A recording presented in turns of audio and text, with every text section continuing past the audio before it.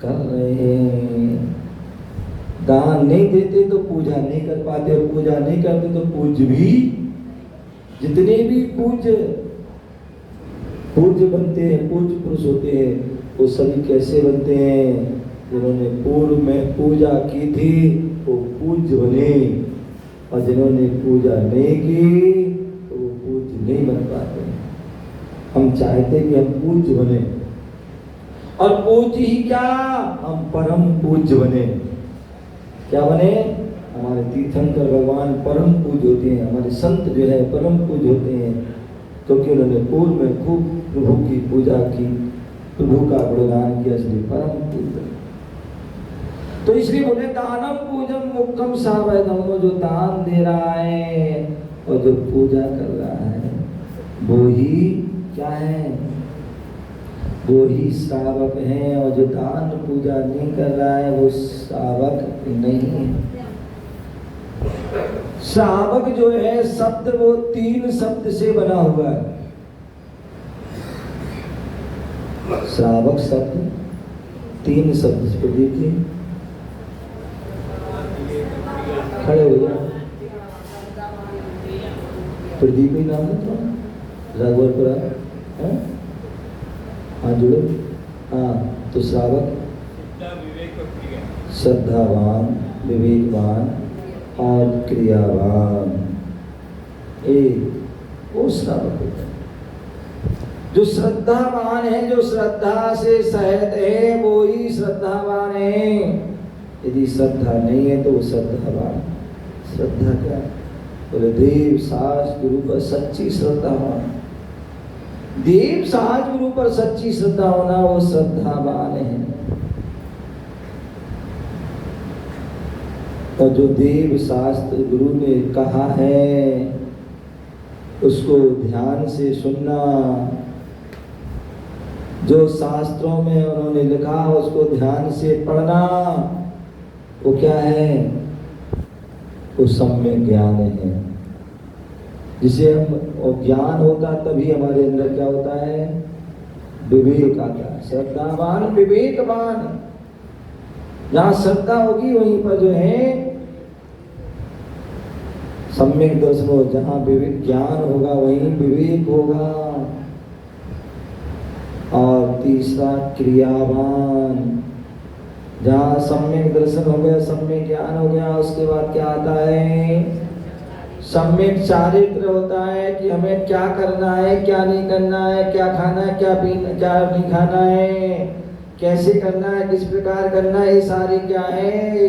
हमारा चारित्र है, आचरण है। और यदि हम इसको व्यवस्थित करते तो वही हमारी क्रियावान हो गए। क्या हो गए? क्रियावान।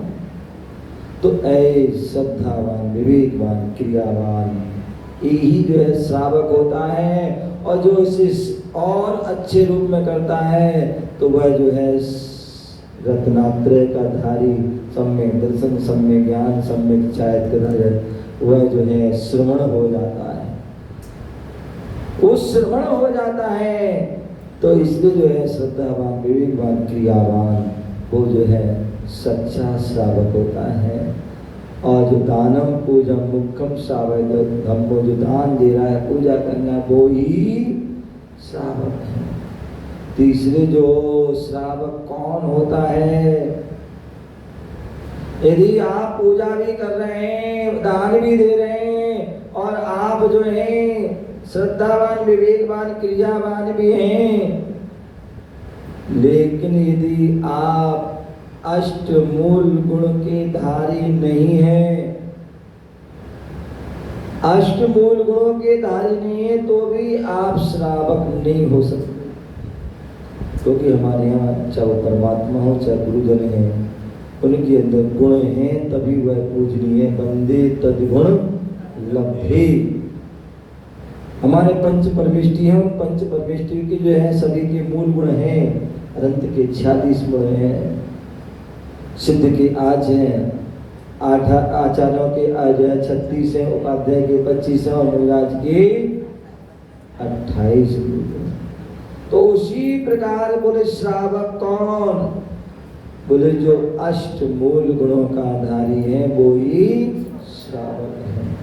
और जो अष्टमूल गुणों का धारी है वो ही श्रावक है, और वो ही अभिषेक करने का अधिकारी है, वो ही मुनियों को दान देने का अधिकारी। श्रावक नहीं है तो वह ना पूजा कर सकता है ना ही वो दान कर सकता है। तो अष्टमूल गुणों का धारी, और अष्टमूल गुण क्या है? ये 5 उदंबर फल का त्याग। क्या?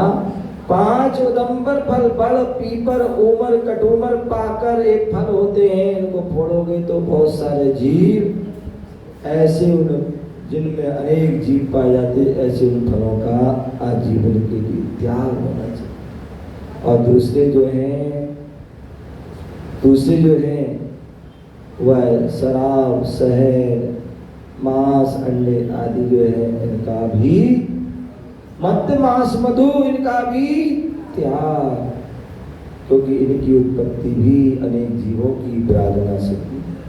इसलिए 3 मकार और 5 उदंबर फल का जो त्याग करता है वो ही वास्तविकता में श्रावक है, और ऐसा श्रावक ही परंपरा से मुक्ति को प्राप्त करता है। वही श्रावक संत बनता है, अरहंत बनता है, और वही सिद्ध पद को प्राप्त करके अपने जीवन का क्या करता है? जीवन को श्रेष्ठ बनाता है, जीवन को महान बनाता है। हम सभी अपने जीवन में हम कुछ कर पाए या ना कर पाए, लेकिन सच्चे श्रावक जरूर बन जाना। सच्चे श्रावक जरूर बन जाना। सच्चे श्रावक बन गए तो भी आपका कल्याण हो जाएगा, और यदि सच्चे श्रावक नहीं बने तो तुम्हारा कल्याण होने वाला नहीं है। ध्यान रखिए, आपके लिए मनुष्य भाव मिला है। क्या मिला है? मनुष्य भाव मिला है, और मनुष्य भाव मिला है तो क्यों ना हो हमें